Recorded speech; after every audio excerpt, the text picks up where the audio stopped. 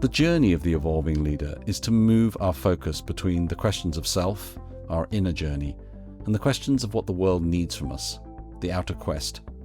By holding these two perspectives together, we gain not only a deeper insight and meaning, but we also tap into the vast interior resources that we all have, but many of us never fully see or access in our lives. In this show, we talk to the business philosopher and consultant James Woodcock, who's thought deeply about how our ego plays into our capacity to evolve. Tune in for a fascinating conversation on the evolving leader.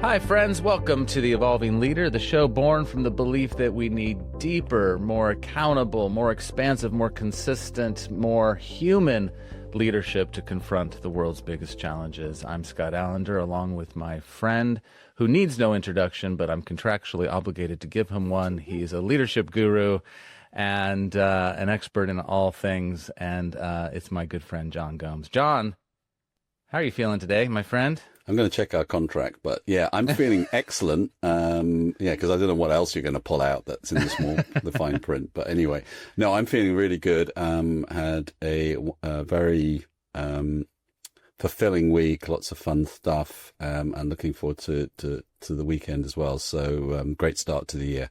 I'm also feeling needing to kind of slow down. To lean into the conversation that we're about to have today, because I know it's going to be a really great conversation and I want to get the most out of it. So that's how I'm feeling right now. Just the need to kind of really kind of be present. So Scott, how are you feeling? I'm feeling a bit of heaviness today, but also a bit of hopefulness. I'm just feeling, we're only, at the time of recording this, we're only a few days into the administration change in the U.S., and with it is already coming a lot of complexity and rapid change and a lot of big emotions from people. And I'm just sitting in this sort of gratitude for this show and this work that we do, because I have very little influence, obviously, on what happens across the country and the world, but I feel appropriately challenged to up my leadership game in the spheres that I operate in, to be everything that we profess we want, right? More accountable, deeper, more human leadership. And I think the world needs that more than ever, potentially. And so I'm taking this moment as a challenge to myself to examine ways that I can become more like that. So, and I think this conversation is going to lend to that objective, because today, we are joined by James Woodcock, whose passion is the anatomy and philosophy of leadership. And for the last 25 years, James has worked with leaders across the globe to help fulfill their unique potential. As an award-winning program designer and coach, he works with executives and teams to deepen their awareness of the answers that are holding them back and the questions that can transform their purpose and development.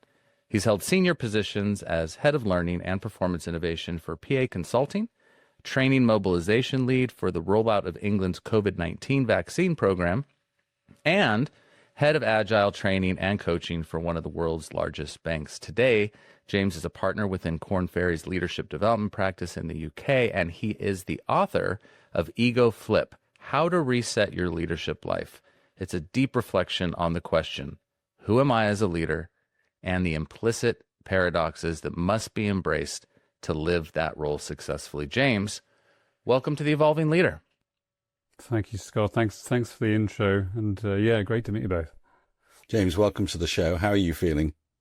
I think it was Friday. I always feel good on a Friday. I think what you were saying, John, it's a busy week, and so I'm minded to pause and slow down for this conversation, because I think that's, I've had no executive orders this week, but it's felt like there's been a few. I'm kind of grateful to have this conversation, because I think we need more of it, and we need to create the space for that, and to provoke honestly, to provoke and be open to that. So yeah, great to be here. For sure. Well, let's start with the origin of James, the leadership philosopher. Let's hear some of your story, if we could. Yeah, the origin of James. So, well, stories, perhaps the origin. I've always been fascinated by stories. I was reflecting ahead of this chat about my school days, because I think when I was at school, I wanted to make movies for most of that time, actually, and I made a few and did plays and all kinds of stuff. So I've always been fascinated by stories and characters, and I think that led perhaps in the direction of wanting to understand people and how kind of people tick, what makes their stories. I went to university and did biology, so totally kind of different branch, but that for me was this kind of question. You said the word anatomy, how does this all work? Because I've always enjoyed trying to piecing these pieces together. And so when I came out of university, crikey, I fell into a whole range of different jobs. Everything from, working in a laser center to being a bouncer to spending some time with the Royal Marines. And I sort of fell into consulting. I say fell into it. It felt at the time that I was, but actually the thing that throughout my life I've been deeply curious about is this sense of, trying to understand what this is, what are some of those bigger questions that kind of inform some of the assumptions that we make. And so my job in a way is a perfect vehicle for that. In leadership development, we get to explore that in a really deep sense. What does it mean to be human? What does it mean to fulfill our potential?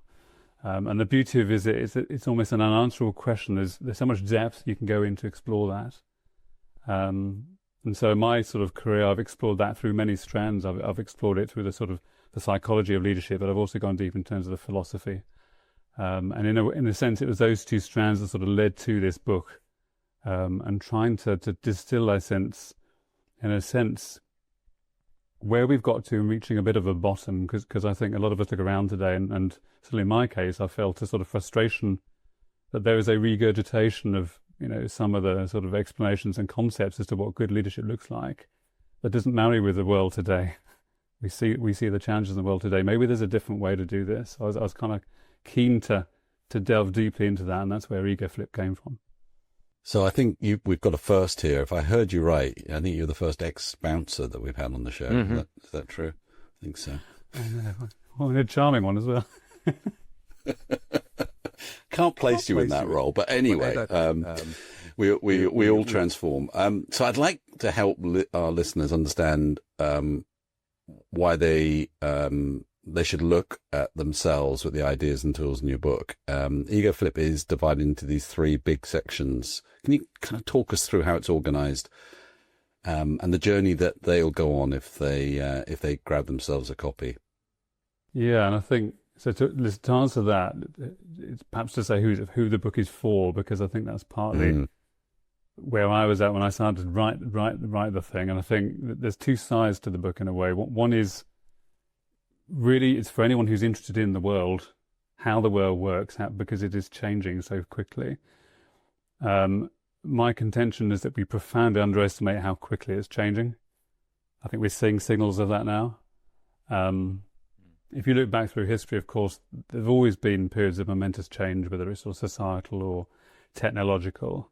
And, many purport to the fact that there's almost a rhythm to that, and that this is just one of those periods. My contention is that this period, this era is quite different, and that there's almost a confluence of these seismic changes happening, whether that's singular events or, as we say, sort of societal or technological process. It's all happening together. That's why it feels so chaotic and perhaps for many feels so unsafe. The other side to it, and the other reason I wrote it, comes back to us and to leadership, but really from a human perspective, I think we profoundly underestimate how we ourselves need to evolve to fit that future, if it's the future that we want.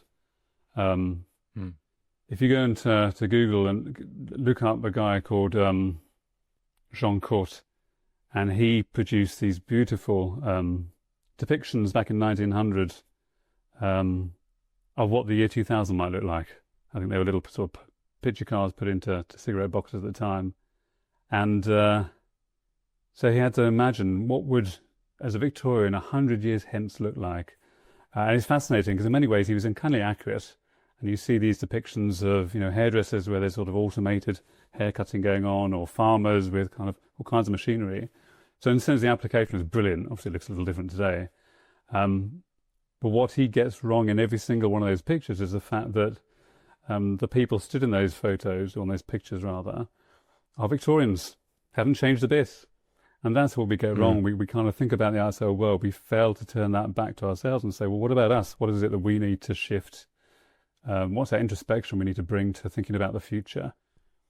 And so in a sense, the book is a journey through those aspects. The first part is what I call leading in. It is a provocation to really look at some of the kind of assumptions we make that inform our worldview, and they are worldviews. I look, for example, at quite a lot about consciousness and our sort of paradigms and models around consciousness and awareness. And what does that mean in terms of how we form our sort of identity, our sense of identity? The second part is unpacking that into a series of tools. So if we're going to provoke and look at some of our assumptions, how as leaders might we need to equip ourselves to do things differently in a very practical sense? And then the last part is saying, well, actually, let's go further and think about the future of leadership. What's the role of leadership in the future? And again, to provoke a question around that, because I think particularly with the rise of AI, this is one of the angles we can take in terms of saying, well, what's the core of leadership that we would need to retain when AI can do so much else? It's a good question to ask about leadership today in any case. So there's so much to unpack in that. And I love your observation. I concur completely that, things are changing more quickly than most people or many people can appreciate. In fact, there's even seemingly a sort of movement of actively resisting it, right? Even this idea of kind of idealizing a past that people kind of seem to want to go back to. Can you expand on the implications and the risks of not fully appreciating how fast things are changing? And I'd love to start hearing a little bit about the role of ego in that. How does ego play a part in that? Yeah. I think ego is central to this. So probably the first place is to give a definition of ego, because there's different definitions. So Freud's, for example, was this sort of executive function that was necessary to manage the instinctive demands for gratification. So in that sense, it was something you might strengthen from a sort of therapeutic perspective. So I'm not talking about that. The ego that I talk about in Ego Flip is really the core of our sense of self, the sense that we have sort of self-sovereign identity and that we're separate from our experience. And of course, that's common. That's a worldview. I'm a me. There's only one of me, and I have autonomy and control. And there lies the rub. And it's all about control. The sense that we have control, in fact, that we need control, fundamentally to change events and experiences in the world around us, in the belief that those events, those experiences can make us happy. It's a materialist paradigm. It's the one that we all live on. It's a consumerist society where we believe that we have the ability or responsibility to change the world, and it's that can give us happiness. And there's a problem with that. And the problem is that you often can't. That's the first problem.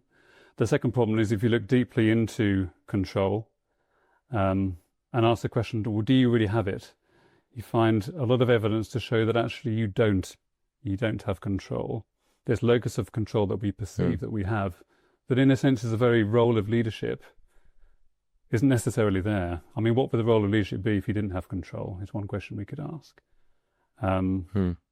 So what ego is, in a sense, one way to break it down is to say that it's a way of thinking. It's a system of beliefs through which we have that real sense of self-sovereign autonomy.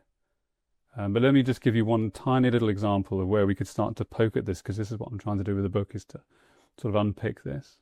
So as I'm talking to you now, I'm stood up and I'm standing on my feet, and so I would say quite openly that, of course, I have the ability to stand on my own 2 feet, and so I have some autonomy to do that. But that autonomy is owed in part to the ground that I'm standing on, obviously. So you might say, okay, so yes, well then what is holding up the ground? Or the world's holding up the ground. So you start to tease out, okay, so do I have autonomy to do these things? We tend to think of our ability to control is, well, we tend to think that there's things that are outside of our control, but then certainly things that should be. So I like to think of the example of a heartbeat, for example, as a really simple example of our heartbeat, because most of the time we don't really pay attention to that, but it's 100,000 beats a year, beats a day, I should say, I think. We don't consciously control that. Yet if I had to ask both of you, okay, so consciously now, see if you can change your heart rate. So straight away you're thinking about, okay, so how might I do that? I could do it by holding my breath, or I might, jump up and down on the spot. But it appears that there's something you could do to control it. So the moment that you kind of give attention to that, you gain the sense that there's an agency through which you could control that, appears a sense of control. The question might be, well, in that moment, do you have any more control than the moment prior? There's certainly an appearance of control. Now, I'm not just talking about this just to kind of get, oh, this is interesting stuff, but this has fundamental implications for how we relate to the world, for when we seek to gain control. The sense that we have either that we are in control, sometimes referred to this internal locus in control, that I have control of events of the world around us, or in fact that the world controls me in the sense that I'm a victim of that. And therefore I might shy back from, my experience. I might be passive in that regard. And we see so many examples of that, based on this assertion that we believe that control is necessary and that we have it. We have responsibility for that. So this is a really challenging idea in a world where we have clarion calls for leaders to take more responsibility, to take more perceived control, where we have descriptions of accountability sinks where nobody's in control, nobody owns things, and that leads to systemic failures, people dying, people being abused, people being neglected, unethical behavior, and so on. So let's kind of take this idea and think, how does this play into the notion of stronger or diminished accountability? Yeah, I mean, this is where we need to be careful, and we have to be careful with the language that you use, because what we're not saying is you're not in control, you don't do anything. I mean, it's just going to happen, but of course that's not the case. The sense is that we have it, and so the appearance of control is undeniable. I guess what we need to be careful of it is, a lot of it is about looking deeply at your intent. What is your motivation that drives what you're seeking in every interaction that you have, whether it's through relationships? What is your intent? And what I mean by that is, what do you need from that? How is it fulfilling you? And can you act without that need? Is there something else that you can do? I think when we think of examples of leaders where ego is less present, one of the simple things that we see is openness, for example.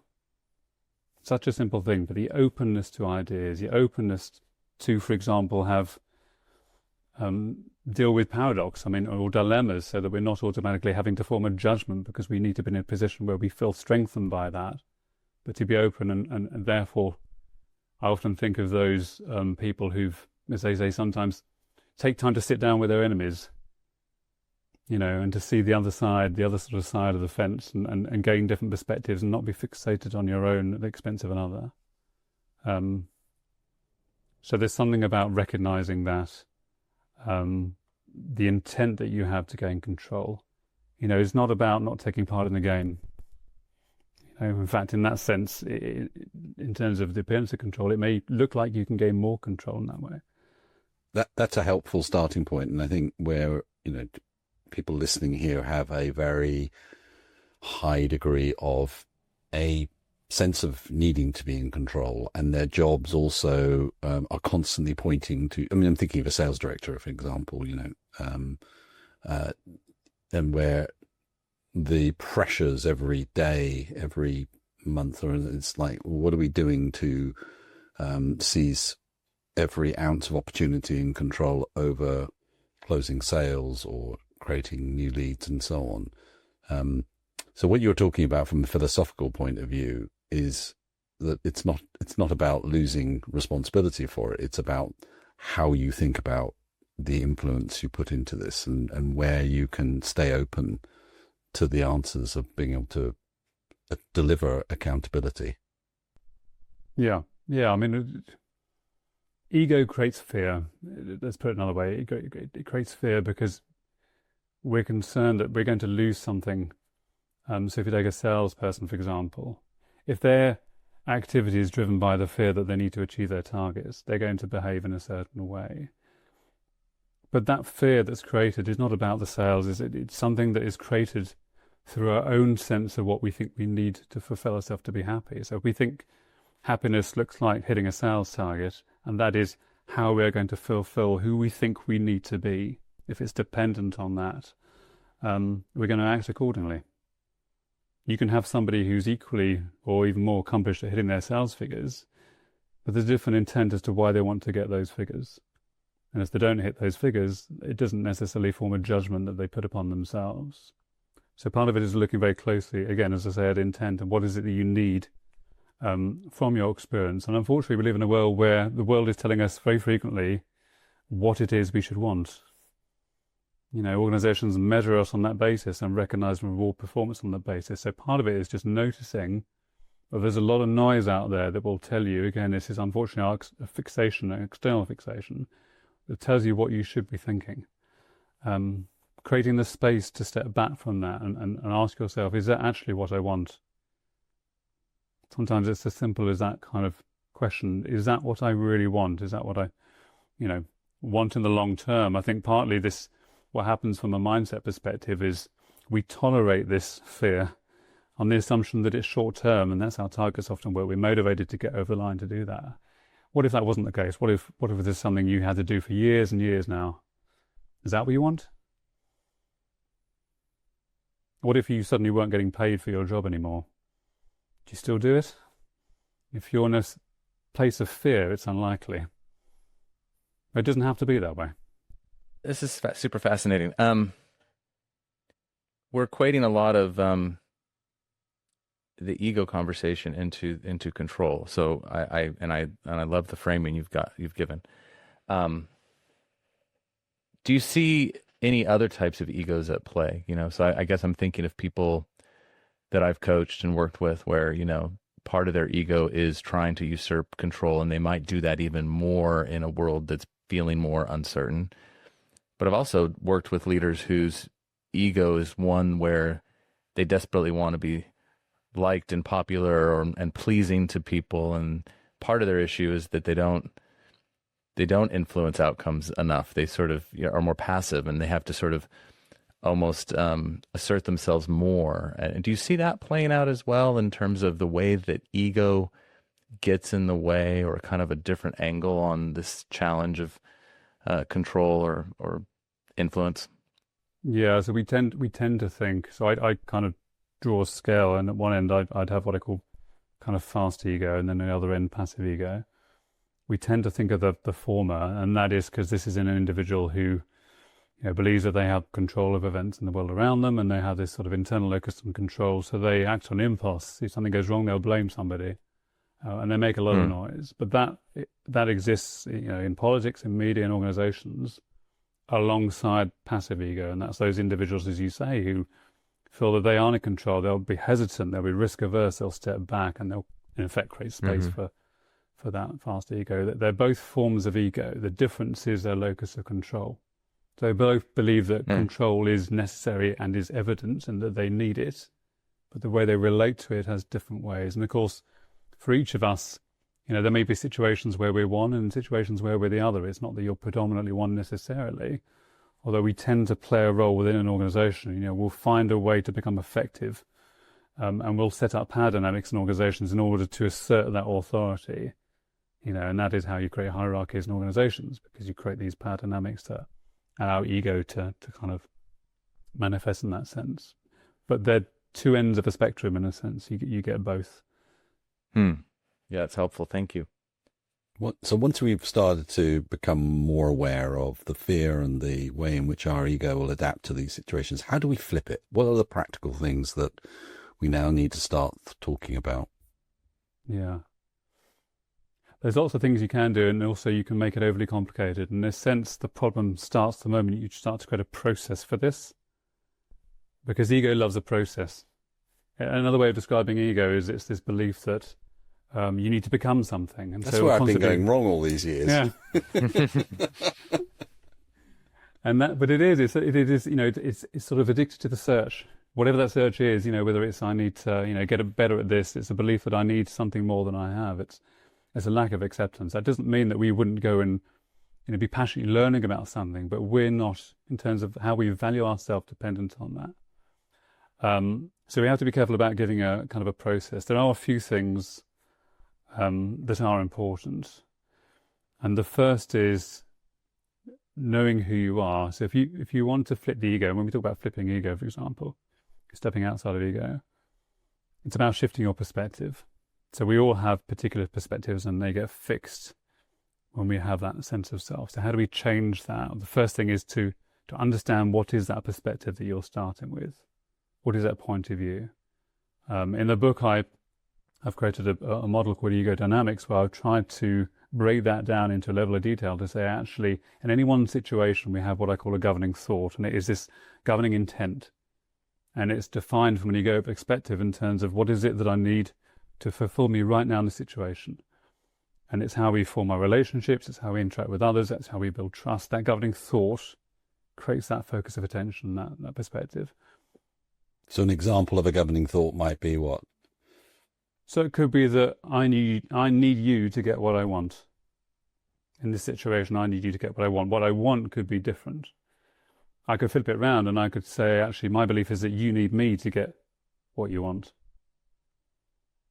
And there's a whole different array of these, and they have quite precise egoic emotions attached to each of those. Egoic emotions being a little bit different to emotions in general, because there are not enough words to describe, let's say, emotions generally, because we feel everything. That's one thing to say.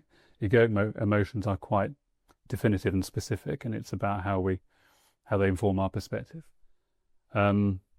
So yeah, the first step is to really understand, okay, so who am I in this situation? In a sense, it's another way to say it is it's almost like stepping outside of our story, because we get lost in our narratives, in our heads, in our thinking. So if you can step outside of that and notice what's going on, it's much easier to sort of see who you are being in that moment. Now, the temptation, when you can see how you are, is to react to that. And in a sense, ego is basically always resisting how we're feeling in any given moment. That's what it is. It's resisting an emotion. So it could be, for example, that we're feeling anger, and that anger could be in resistance to a feeling of guilt that's underlying that. The moment you surface that there could be some guilt there, the temptation is to shy away from that. So there's an element here which is about simple acceptance. If you can look upon who you are and seek not to change it, that's the most important thing. And again, that sounds paradoxical. We're talking about changing it, but actually it's not. Almost be happy with that. So that's the first part. There's also something about just coming back to this process aspect of, okay, but what could I do? What could I do differently? And the book's got lots of examples of things you can do. I'll just pick two that I think are important because they're so simple. And I use them quite a lot. One of them is, and it relates back to what we said there about sort of fast ego and passive ego. So let's take the example of somebody who has passive ego, somebody who finds themselves in situations holding back, or they don't step forward, for example. And one of the practices, it's a really simple practice, involves breath, and it involves getting outside of thinking. So I'll give a simple example. It's not so much a work example, but we are in January now, so you might find that it's quite hard to get out of bed in the morning because it's dark and cold and you might have to get up early. How do you do that? So if you notice that when you're in bed and you want to get out of bed, the moment you start thinking about it, it becomes almost impossible to do. Unless there's a huge compulsion to do it.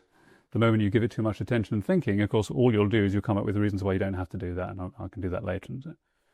So the trick, the hack in a sense, is to break that thinking. And so the way to do that is to act quickly. And so the technique I talk about in the book, this one breath rule, is very simple. So if you find yourself in a situation where you find that you need to act and habitually you're used to not acting, you take a breath in and you say to yourself the word one in your head.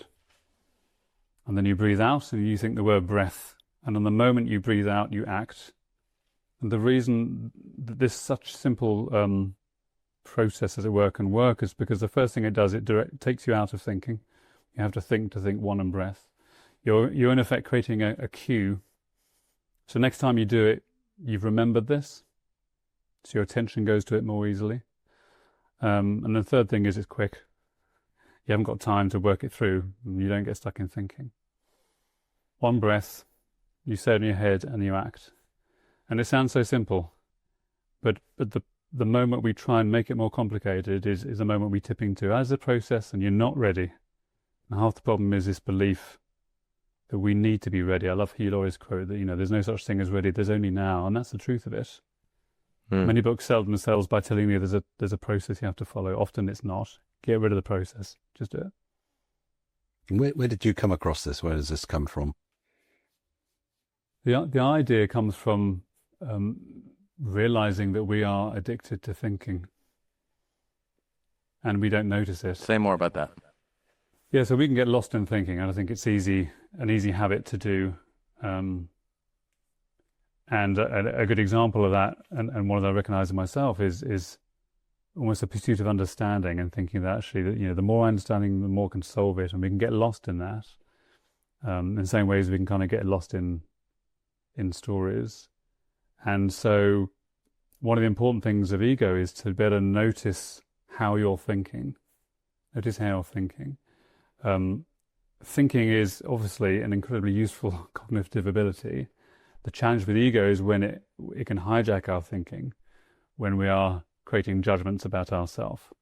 And when that happens, obviously, then that affects how we lead, and has lots of ramifications in terms of how we show up and how we relate to others. But it's very easy when you're in thinking not to notice that. So there's a practice of just stepping out and stepping back and noticing what's going through your head. I mean, we could talk about mindfulness as one of the ways that people do that. The challenge is to do that in the flow of day to day. It's not going in a room and finding a moment to kind of have calm. How do you do that in the many moments of your day and be able to step out? One of the ways I think about it is almost notice the heaviness, the stickiness of thinking, because if you can be conscious, whether it's in conversations with people, what is your freedom of thought? How free do you feel in that moment? Or do you feel you're getting stuck? And taking as a practice just to step outside of that and allow yourself to notice how you're thinking, rather than letting it hijack you. What does that unlock for you personally when you do that? What have you noticed in your own leadership and your own approach to things? So for me, the unlock has been that we tend to think that we can control what we're going to think, and we form judgments around that. My experience of being able to, often what happens with a train of thought is it can almost get stuck in a certain gear. Being able to step outside of that and create a space for that, and it is simply probably a space of pause that can come from going to different places. Sometimes it's often a case of just going for a walk. I mean, just talking in practical terms, putting your head into a kind of a different area of focus, and then going back to what you were doing. Suddenly you bring a different idea. So we can get caught up in almost a loop of thinking, and we don't realize it.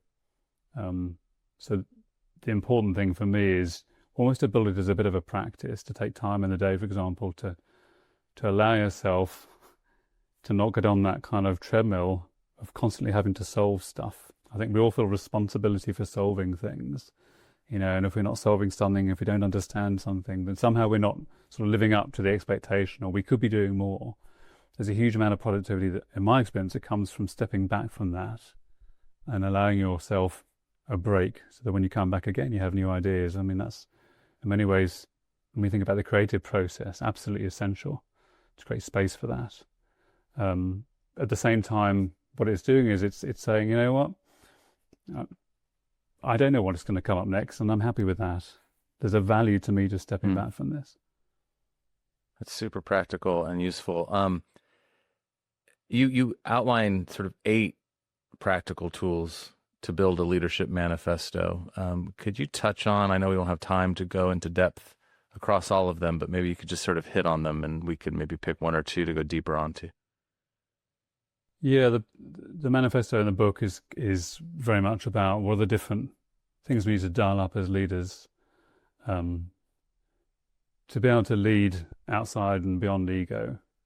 And so one of the things I talk about of the 8 is this idea of radical transparency. And I talk about it both in terms of how an organization might demonstrate that, but also, and importantly, what that would mean for you. So at an organizational level, of course, this has many different kind of ramifications in terms of how does it decide to share information with its employees? How does it sort of entrust that information to employees? What does it kind of decide that it's important to hold back? I mean, the EU directive around pay transparency, for example, is a good example of something that's come up relatively recently, with this idea that actually if we can allow people to see with that greater transparency, what people are getting paid, then there's an opportunity to try greater equity within that organization, whereas previously that information was locked away. The more important aspect in a way when we talk about radical transparency is on an individual level, and it's about how you prepared to show up. And then it starts to dip into things like authenticity. So when you show up to organization, how much do you show of yourself? How much are you prepared to show others? And when I think of examples of great leaders that have really connected with people, it's been those who have almost been open book in the sense of presenting themselves as being fallible and human, and the inviting effect that has on other people, the power of that is immense.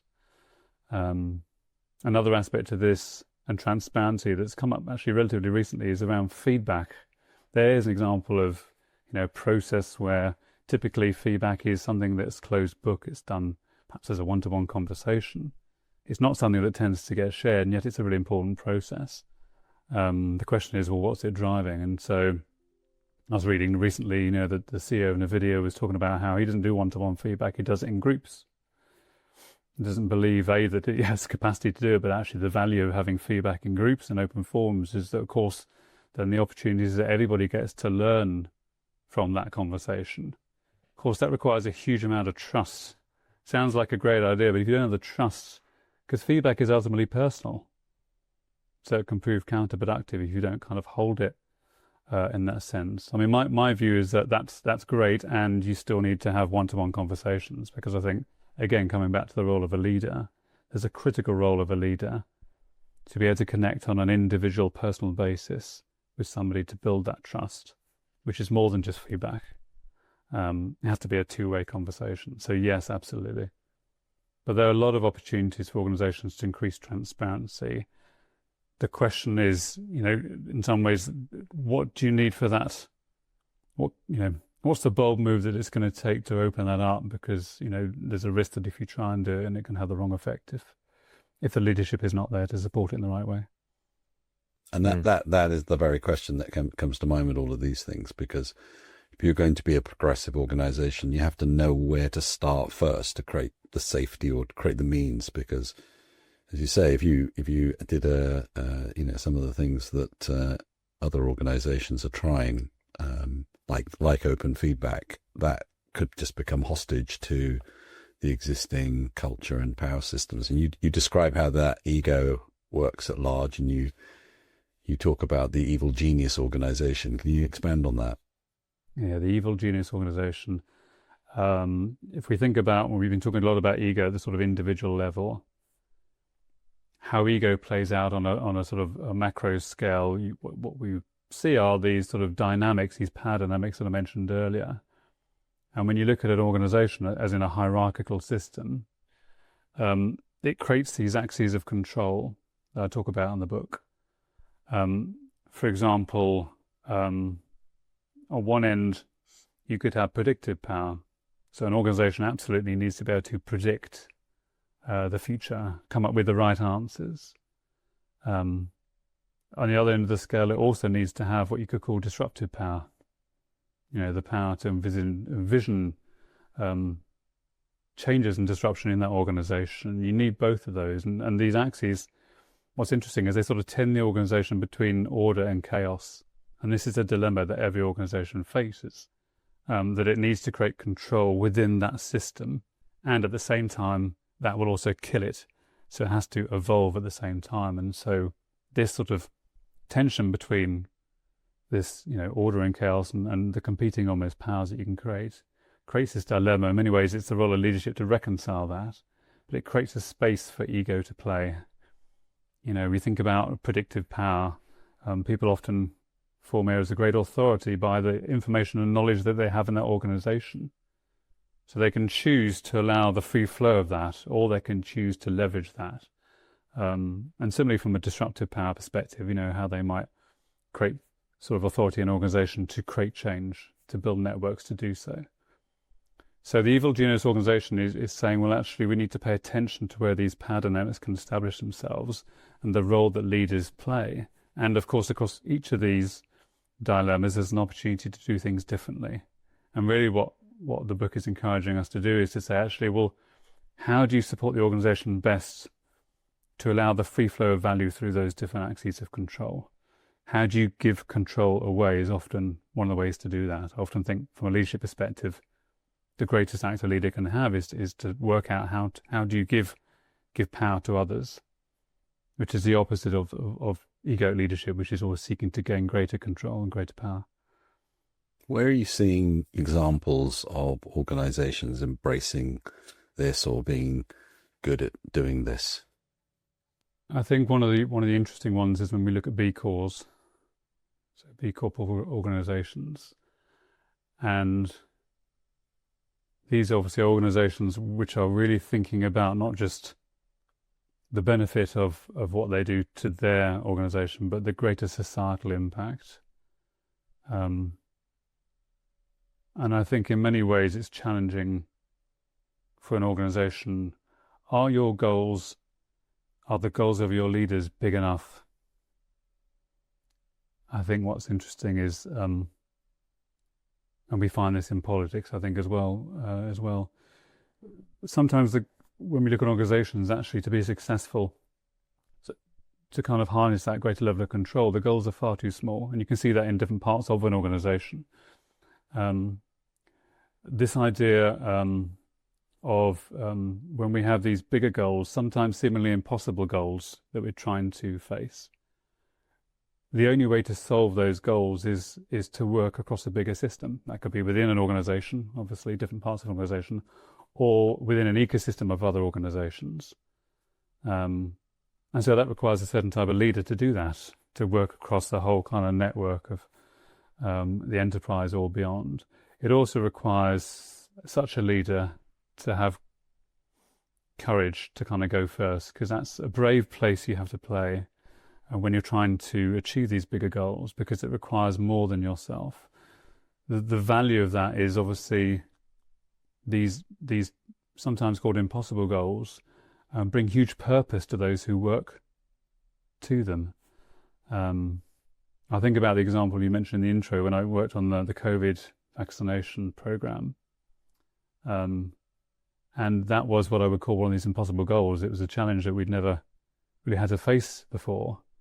And working in that organization, working in the NHS, we quickly realized that the only way to solve this was to bring all the different organizations that wouldn't normally work closely together, all the way together, so we could work extremely collaboratively.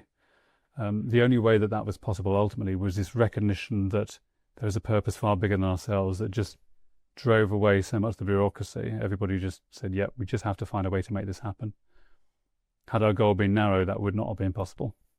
So it's interesting to see how some of those barriers dropped away when we could work across a far bigger system to get that done. I mean, ultimately, I think the UK was the first Western nation to deliver the vaccine in early 2020, and it was for that reason. It was for that reason, that recognition of this bigger goal. So organizations that do this well, I think, are ones who have that and have bigger aspirations. You close the book with some thoughts about the future. Can we talk about these? Yeah, I think so. Am I an optimist or a pessimist? It's one way to answer that. I'm an optimist. I mean, I think as this is kind of a recording, obviously Trump has recently become president, and that's brought its own sense of turbulence. I think there is a reality in the world right now of increasing polarization. There's a concern that we're going to see the emergence of bigger superpowers. I actually think that's sort of inevitable. My optimism lies in the fact that I think, first of all, from a technological perspective, and the progress of technology, and I mentioned at the start the pace of that, I think fundamentally technology is probably our only way out of this. The challenge that we have on a sort of global level is obviously the scarcity of resources, the plundering of those resources that this consumer society is creating has a threshold, and of course that's creating greater competition when we need greater collaboration, because the bigger goal in all of this is obviously the planet. And it just appears that we haven't realized that yet. So the question is, will we at some point come together to solve that? I think we will, but I think it's going to come through technology.